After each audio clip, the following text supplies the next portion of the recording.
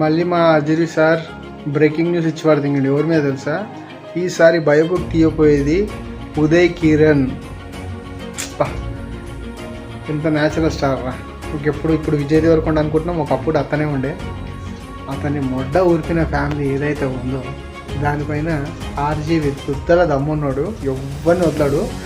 పక్కా ప్రణాళికతో script work మొత్తం complete చేసుకున్న తర్వాత ఇప్పుడు ఈ కొనిదెల ఫ్యామిలీకి ఉచ్చ పోయిస్తాడు. అంటే అప్పట్లో చాలా పెద్ద రూమర్.